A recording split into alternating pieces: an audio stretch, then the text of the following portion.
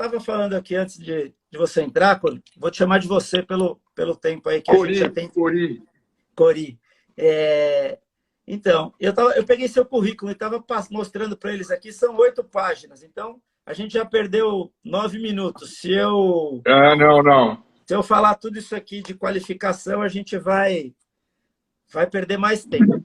Mas acho que o importante é mencionar que você é presidente da Digital Law Academy e membro de honra da ANPPD, especialista em direito digital, já foi presidente de várias comissões na OAB, já participou do Conselho Federal nesse assunto, é convidado de honra em vários eventos, tem parceria com a Polícia Federal, com academias de fora do Brasil, sempre tratando desse assunto.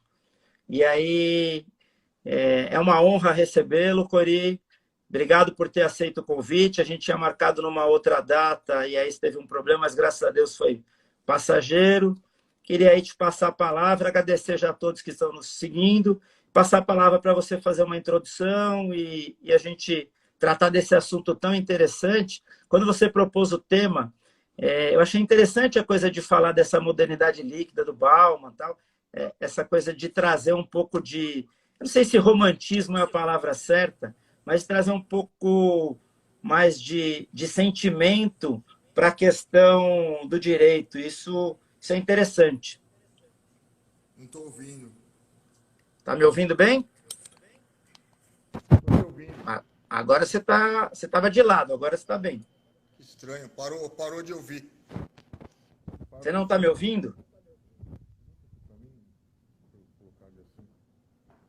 Coriolano? Vocês estão me ouvindo? Eu estou te ouvindo bem. Estou te ouvindo bem, você não me ouve? Engraçado, você está bem baixinho. Eu já coloquei o microfone no máximo. Melhorou? Eu estou no máximo aqui também. Bom, estou ajeitando aqui o celular para... Agora você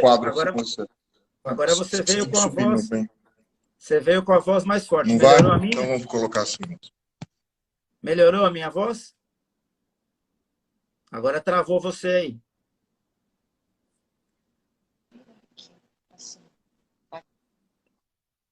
Melhorou? Você está travado, deve ser a tua internet. Vocês estão me ouvindo bem, gente? Só sinaliza aí para mim, porque aqui me parece que a minha internet está boa, está travando lá. Vocês estão me ouvindo bem? Voltou.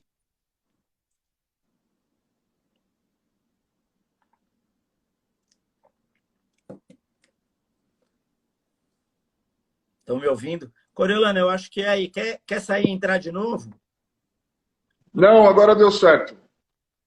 Tá me ouvindo? Deu certo. Estou te ouvindo bem. Vocês estão me ouvindo? Sim, você está de lado, mas a gente está te ouvindo.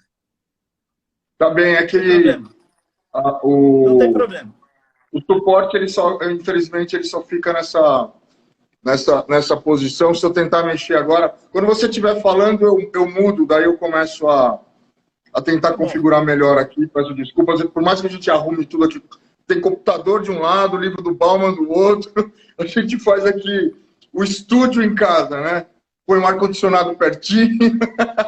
Fica tranquilo, faz parte. Bom, mas olha, a nossa sociedade, a nossa civilização, ela passa, nessa era tecnológica, por saltos extremamente fortes, eu diria, únicos, que não aconteciam antes na história.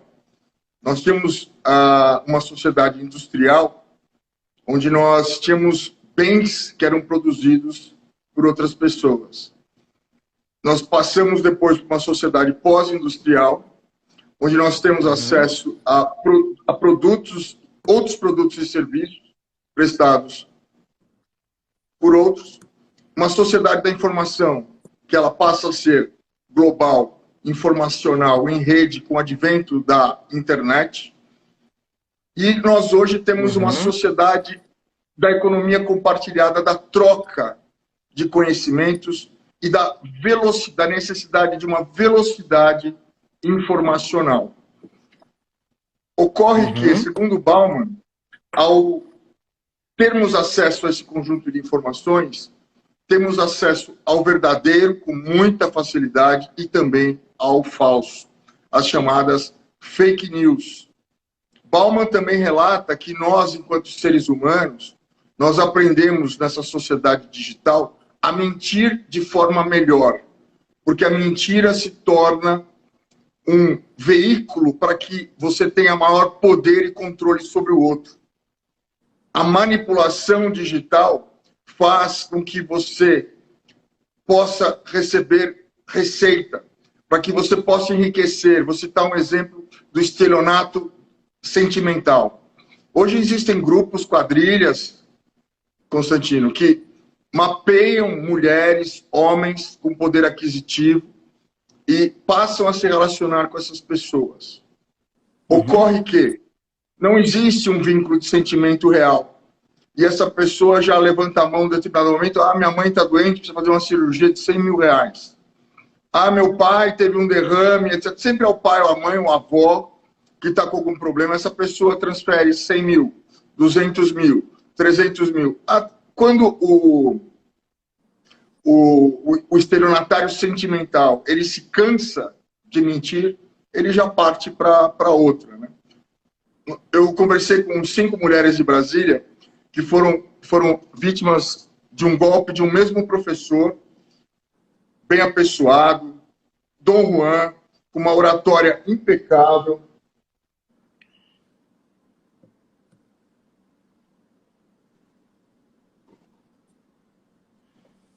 Esse é um, posso citar, segundo Bauman, é um cybercomportamento.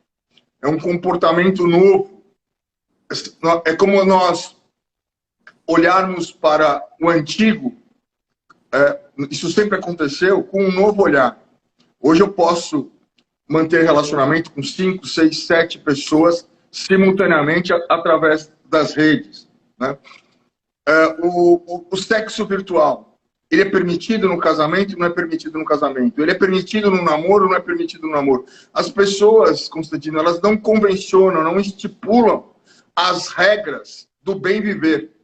Então, aquele relacionamento que era para ser gostoso, um relacionamento que era para ser bom, ele se torna péssimo, porque gera um clima de desconfiança no casal. O casal não consegue estabelecer, depois de quebrada a confiança, um novo vínculo de confiança, né? Nós temos hoje uma tendência de passarmos cada vez mais tempo na rede, o nosso tempo, né? Os nossos principais problemas de convívio hoje são relacionados a Facebook, Instagram, WhatsApp, a esses aplicativos. O marido chega em casa um belo dia e ele viu que a mulher recebeu 10 corações da mesma pessoa no mesmo dia. Ele fala assim: deixa eu ver o seu WhatsApp. Não, você não vai ver o meu WhatsApp, é minha intimidade. Ou seja, a modernidade líquida de Bauman é justamente, Salvatore, esse moldar. A água se amolda à forma, segundo Bauman, né? E, ao mesmo tempo, aquilo que deveria ser sólido, concreto, as relações que deveriam ser sólidas, elas também são líquidas, porque o líquido ele escoa pelas mãos, a gente não consegue mais segurar o sentimento, manter o sentimento, as bases sólidas. A modernidade líquida é a transformação da nossa sociedade, que acreditou nas instituições, instituição do casamento, do Estado, dos poderes, e migra paulatinamente para um sistema de desconfiança e individualidade. Cada vez a individualidade, o egoísmo, ele impera. Essa é a definição clara da modernidade líquida, é assim que Bauman nos ensina. A modernidade líquida é justamente essa transformação, essa passagem que nós estamos vivendo em função de Lava Jato, em função de Operação Zelotes, o descrédito das nossas instituições gera justamente esse clima de incerteza, é a modernidade líquida, né? Eu estava lendo um autor chamado David Rock. Ele criou a teoria do SCARF, né? Muito interessante, e ele fez um estudo com algumas centenas de pessoas para determinar quais eram as reações físicas da pessoa em relação a determinado comportamento de amigos nas redes sociais. Uhum. O primeiro comportamento Constantino, que foi detectado foi o bloqueio. Quando um amigo bloqueia o outro amigo, ele sente uma dor física. Uma dor física. Se existe um laço de amizade real e você não espera, você não está esperando por aquilo. Belo dia você entra na rede, ué, cadê o meu amigo que eu olho, que eu curto a página todo dia? Sumiu? Aí você conversa com um com outro, não, ele está ativo, ele te bloqueou. Você nem sabe porque você foi bloqueado. Você nem sabe porque você foi descartado do círculo de relacionamentos daquela pessoa, ou no Facebook, ou etc. Às vezes foi alguma postagem que a pessoa não gostou.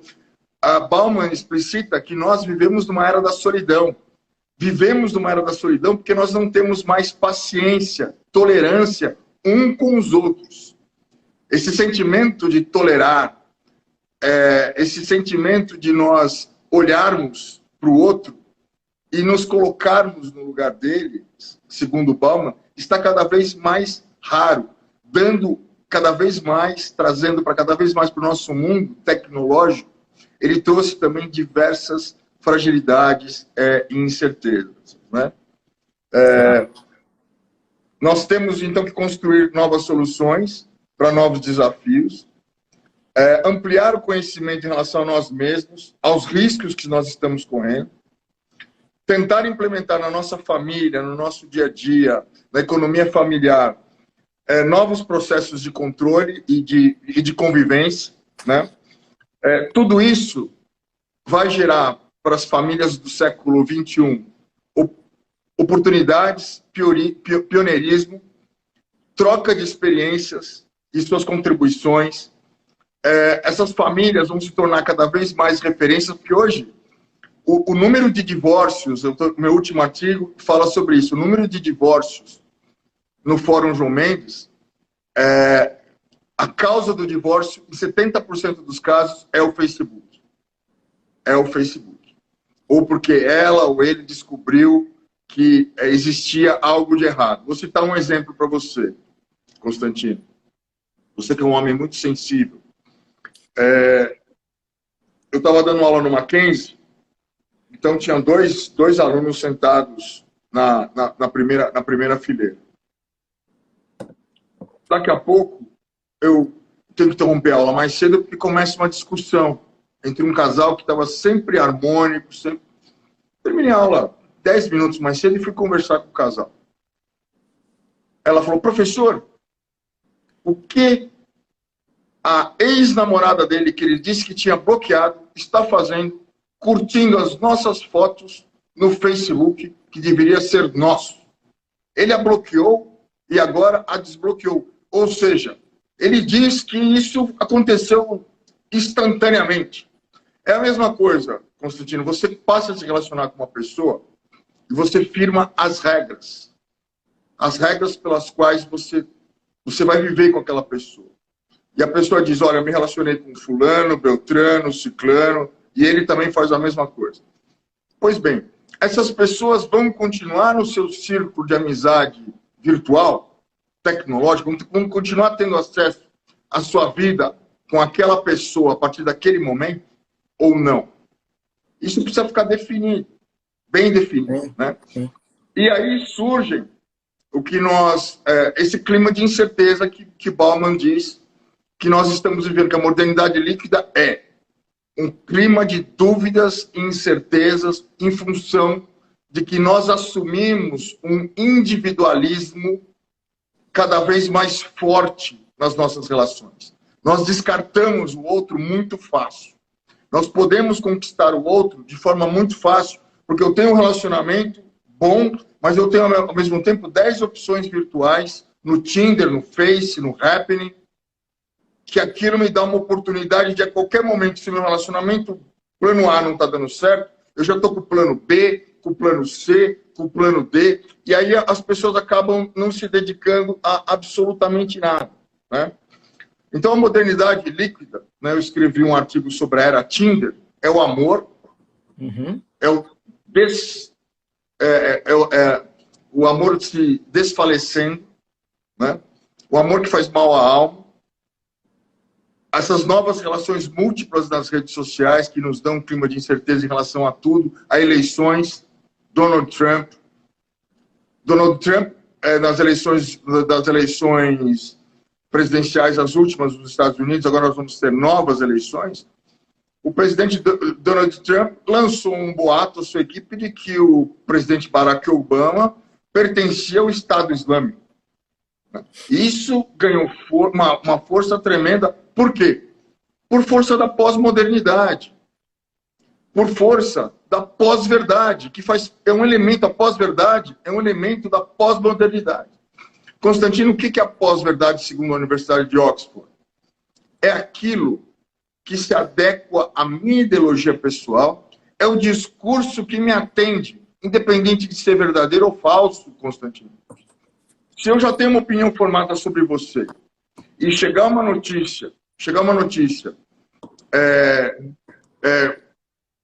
denegrindo a sua pessoa e eu não gosto de você, Constantino, é um prato cheio, porque eu vou maximizar isso, eu vou potencializar, porque eu já tenho uma opinião formada em relação ao presidente Bolsonaro, ao presidente Michel Temer, ao presidente Fernando Henrique. Então existe essa batalha na rede hoje, a batalha do falso, das fake news, da pós-verdade. A pós-verdade é um elemento da pós-modernidade, que, segundo Oxford, é aquilo que eu quero acreditar que seja verdadeiro. É aquilo que eu vejo e olho, nossa, maravilhosa essa notícia. Nossa, eu não gosto desse sujeito mesmo. Vamos compartilhar isso aqui com força. Tá feito, né? Tá feito o estrago, né? O sociólogo polonês Zygmunt Bauman, um dos principais propulsores, né, dessa pós-modernidade, no sentido de uma forma póstuma da modernidade, atualmente prefere usar a expressão, na verdade, modernidade líquida, uma realidade ambígua, multiforme, na qual, como na clássica expressão de manifesto comunista, tudo que é sólido se desmancha no ar. Ou seja, essa passagem de tudo que nós acreditarmos ser sólido, casamento só homem e mulher, só pode adotar uma criança homem e mulher. O nosso próprio judiciário abriu o nosso sistema jurídico e trouxe o princípio para dentro do sistema jurídico como regra cogente, coisa que não existia antes no Brasil, já era aplicado na Europa, em outros países, né? Ou seja, a aplicação do princípio como regra de aplicabilidade imediata. No dia que foi julgado a questão em repercussão geral dos homoafetivos, foi julgado também o processo a lei ficha limpa, né, do Marlon Reis, meu amigo, professor, minhas homenagens a ele. Mora em Tocantins, professor juiz Marlon Reis. Ele lançou um movimento nacional de que a lei ficha limpa já poderia valer para a legislatura em que já estava em vigor. Não precisava aguardar um vacatio legis para as próximas eleições, porque a lei ficha limpa se adequava plenamente à Constituição Federal, principalmente com o princípio da moralidade pública. Ela veio para tornar efetivo o princípio da moralidade pública. Perfeito. Os ministros do STF, por 6-5, numa apertadíssima votação, 5 ministros julgaram que a lei ficha limpa é uma regra que completa a Constituição. Então, o princípio da moralidade pública deve ser aplicado como regra de aplicabilidade imediata e todas as regras elencadas na lei ficha limpa deveriam ser aplicadas naquelas eleições. O que não aconteceu por causa de um voto, o que para alguns representou um retrocesso de 50 anos do Brasil. O Brasil retrocedeu 50 anos em função dessa decisão do Supremo Tribunal Federal. Não sei se é verdade ou não, mas algum prejuízo certamente houve. Sim, com certeza. Outra característica da modernidade líquida é a dissolução da referência que nós temos em relação à razão. A morte das grandes narrativas, aquelas narrativas extensas, né? totalizantes, fundadas na crença do progresso, dos ideais iluministas, né, da igualdade, liberdade e fraternidade. A modernidade líquida, a pós-modernidade, é justamente a morte da igualdade, da liberdade e da fraternidade, e dessas narrativas apaixonantes, dando lugar para narrativas como individualidade, egoísmo e incerteza. Essa geração que está aí passa a incorporar muito mais esses sentimentos. Cada vez mais é difícil você ganhar um muito obrigado, um reconhecimento dessa nova geração. Eles acham que sabem tudo, que dominam absolutamente tudo. E isso tem uma parte de verdade, Salvatore. Os nossos filhos são muito mais preparados do que nós. Porque nós tivemos acesso a colégio estadual. Na nossa época, o colégio estadual era referência, era dificílimo. A gente tinha que prestar vestibulinho, né? Para entrar no colégio estadual. Eu para entrar no Guaraci Silveira ou no SESI, né? Nos anos 70, era terrível, terrível. Você tinha que prestar um vestibulinho, se preparar. Aí vieram as escolas particulares, veio a internet. Nossa, eu estudava pela Enciclopédia Barça. A Enciclopédia Barça hoje está toda na internet, né? A história de Aquiles, a história de Odisseu, a história dos dinossauros, como surgiu a Terra, o mundo. Hoje você tem centenas de teorias, você tem Net Geographic, você tem Discovery, você tem documentários belíssimos que explicam o que a Barça explica em 20 volumes. Você assiste um documentário muito mais esclarecedor sobre a história da Terra, a história do homem, das religiões, né? A pós-verdade, a palavra do ano em 2016, segundo Oxford, a pós-verdade é um substantivo que se relaciona ou denota circunstâncias na quais fatos objetivos eles têm menos influência em mudar a opinião pública do que os apelos da emoção e as nossas próprias crenças pessoais. Né? Lendo aqui o nosso autor, Bauman, já com uma maestria, né, diferente desse que vos falo, definindo de forma mais objetiva. A palavra pós-verdade, ela é usada por quem avalia que a verdade está perdendo a importância no debate político. Não importa a verdade plena. Por exemplo, o boato amplamente divulgado de que o Papa Francisco apoiava a candidatura de Donald Trump. Ela vale menos, esse boato vale menos, segundo especialistas, do que as fontes confiáveis que negam essa história, né, que está completamente obscura, né, até hoje. Né? O uso da mentira. Segundo Oxford, a palavra vem sendo empregada em análises sobre dois importantes acontecimentos políticos. A eleição de Donald Trump como presidente dos Estados Unidos e o referendo, né? Eu estive lá na Grã-Bretanha com a doutora Leila, quando estava sendo justamente votada essa questão do Brexit, né? Dizendo, né, que a Grã-Bretanha, né, teria realmente que sair do mercado europeu, porque ambas as campanhas, segundo especialistas, fizeram uso indiscriminado de mentiras, como aqui a permanência da União Europeia na Grã-Bretanha custaria 470 milhões por semana, no caso do Brexit, ou que Barack Obama é fundador do Estado Islâmico, no caso da eleição do Trump. Né? Eu estava em Londres, passamos 10 dias, eu e a doutora Leila, no ano passado. Foi a minha primeira vez em Londres, eu não conhecia. A doutora Leila já tinha estado lá em outras oportunidades. Né? Eu estava com a melhor guia turística, né, que vocês possam imaginar. Né? E aquela mescla, né, entre o antigo e o novo. Né? Espetacular, né? Uma cidade belíssima. E nós não víamos. Conversamos com algumas pessoas no metrô, conversamos com algumas pessoas na rua, o inglês extremamente solícito, extremamente amável com o brasileiro. Não sei porque às vezes falam que na Europa o brasileiro é mal recebido, etc. Eu acho que é tudo uma questão da educação, como você, né, se reporta. A polícia sempre nos tratou, né, muito bem. Oficial, por favor, o senhor poderia me dar uma explicação? Sempre chamando, independente da patente, né? Oficial, o senhor poderia, com licença, posso me aproximar? Quer dizer, isso, a educação, ela é mundial. Sim. Se nós formos educados, vamos ser recebidos bem em qualquer local do mundo, né? Por que não se resolveu denunciar o falso? Olha só. Porque um artigo publicado em setembro de 2016, na influente revista britânica The Economist, destaca que políticos sempre mentiram. Mas Donald Trump agiu dentro de um outro patamar. Um patamar de uma zona cinza, completamente nunca vista antes.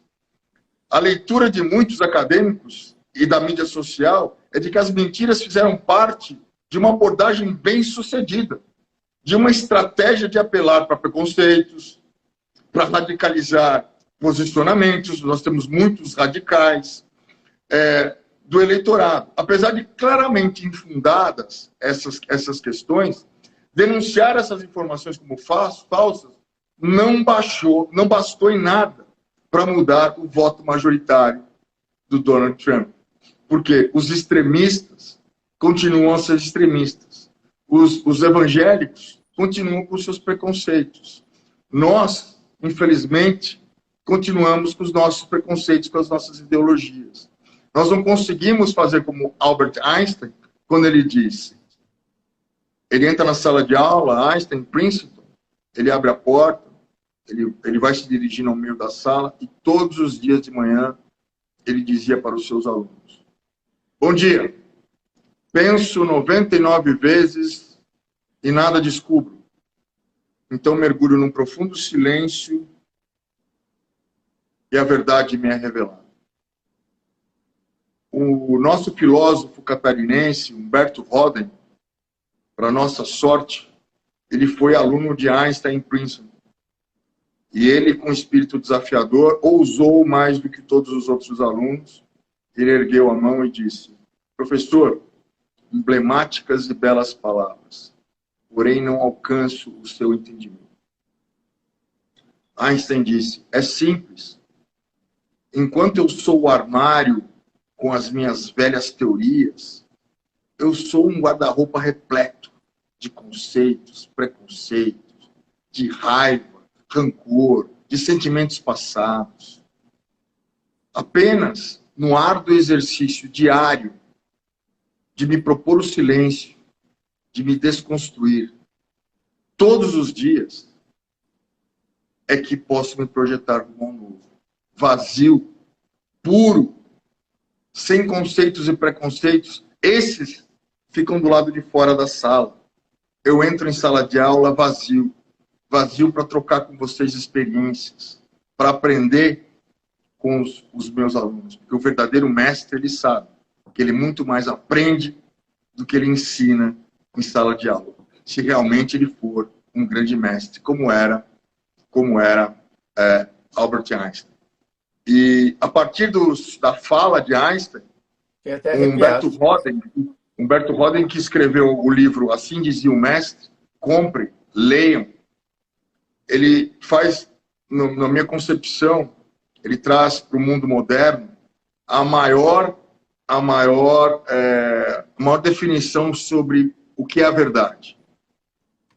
Vocês que estão nos ouvindo, o que é a verdade para vocês? Constantino, o que é a verdade para você? Depende do Uma definição de verdade. A minha verdade, a sua verdade ou a verdade de quem está nos assistindo? Uma verdade que caiba a todos nós. Pode ser a sua, pode ser a minha. Em que momento o homem encontra a verdade? Em que momento o homem encontra a verdade? Respondam aí. Eu vou responder, mas quem quer responder, fica à vontade aí, gente. Pode participar da live. Em que momento, numa era, considerando que nós estamos na era da mentira. Por que a mentira? Porque é fácil manipular as pessoas, chefes, maridos, esposas, empregados, opiniões. A mentira é uma ferramenta a Patrícia fantástica. Disse... Olha, né? A pessoa acredita tanto na mentira que ela mesma acaba se convencendo de que aquilo que ela está sendo dito é verdadeiro. Fernando Pessoa, o fingidor, ele finge tão completamente que ele acredita naquilo que ele está dizendo. É o pleno, a pessoa está plena, ela acredita plenamente naquilo que ele está dizendo.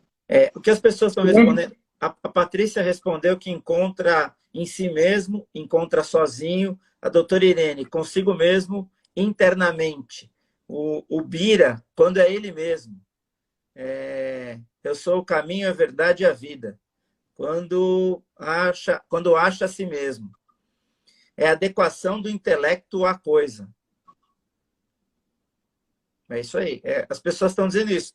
É nessa linha. Na verdade, por que eu falei da minha verdade, da sua verdade ou da verdade de quem está? Porque a minha verdade ela é só minha. Eu encontro a minha verdade, é mais ou menos o que eles estão dizendo. A minha verdade ela é só minha, ela é diferente da sua verdade. Principalmente se a gente fizer um paralelo com essa visão do Bauman, onde a gente tem tudo muito... onde se trocou o ser pelo ter, onde a moral deixou de existir e passou a valer o consumo, onde as relações são imediatistas. Estava falando dos nossos filhos ou da geração atual. Tudo é imediato, tudo é rápido. No meu tempo, eu comento isso com os meus filhos, no meu tempo, eu chegava da escola, eu estudava de manhã, chegava da escola, almoçava, fazia lição, e às vezes a tarde não acabava nunca. Eu sentava na frente da minha casa, esperando para ver se alguém vinha para brincar, e a tarde não passava nunca, ela levava uma imensidão. Hoje, quanto mais cedo eu acordo, e quanto mais eu trabalho, e quanto mais eu corro, já chegou a noite, eu cheguei correndo para a live em cima da hora,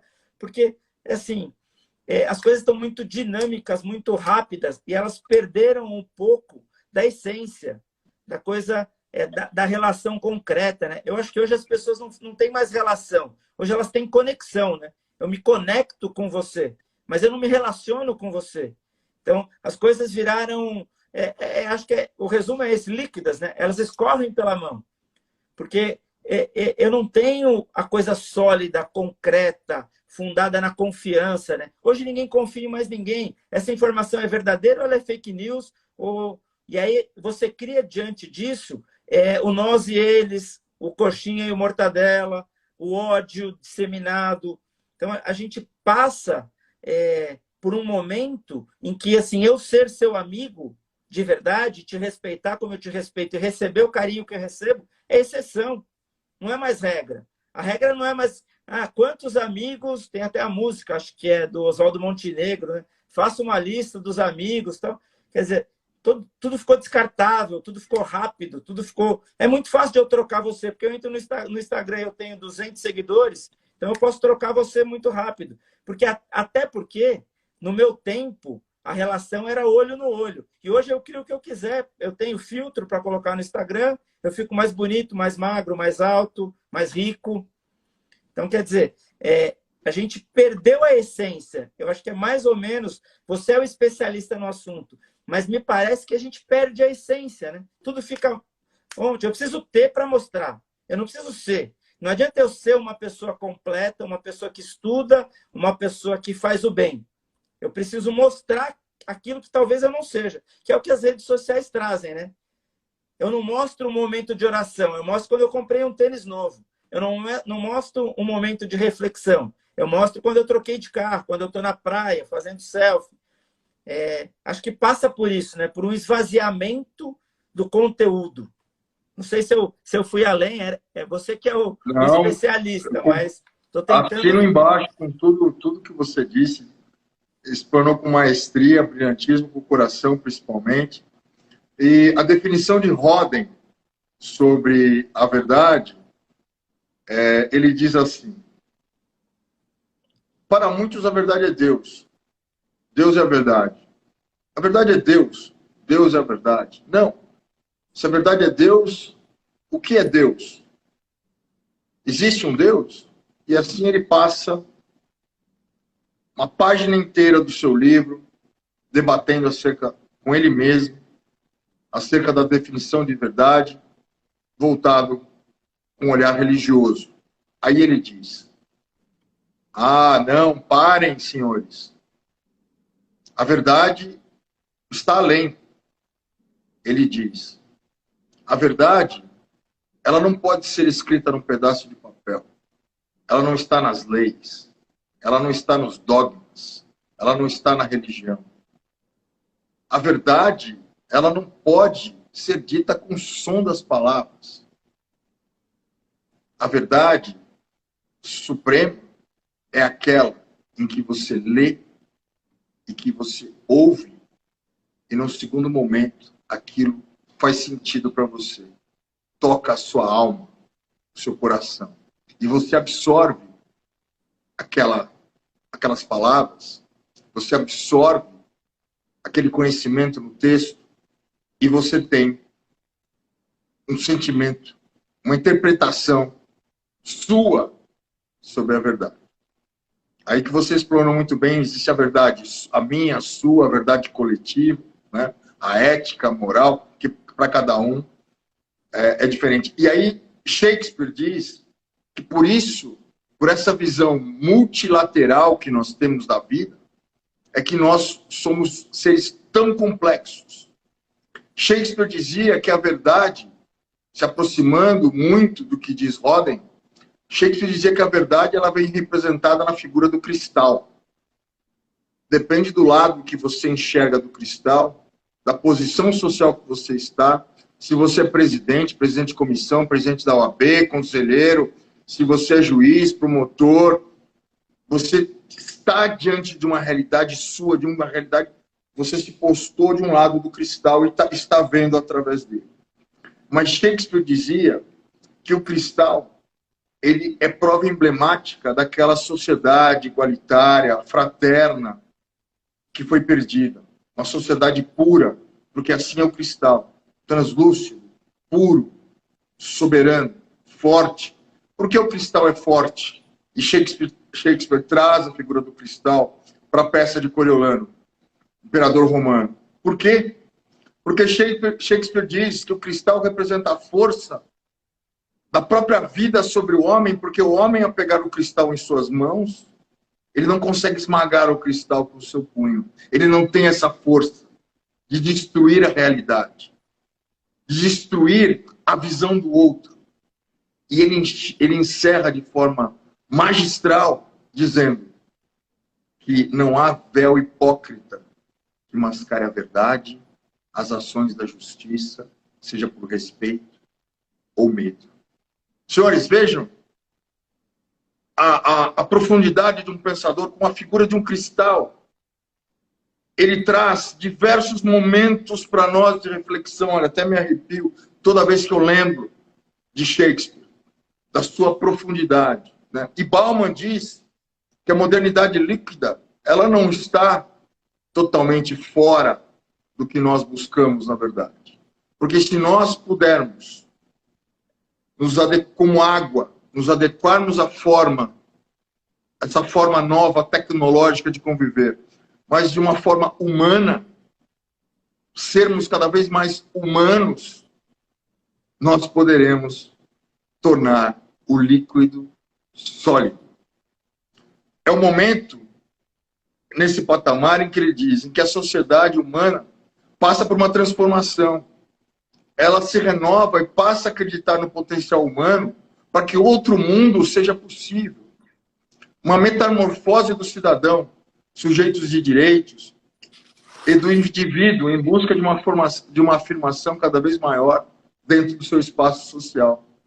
Nós vivemos hoje num clima de concentração de renda incrível.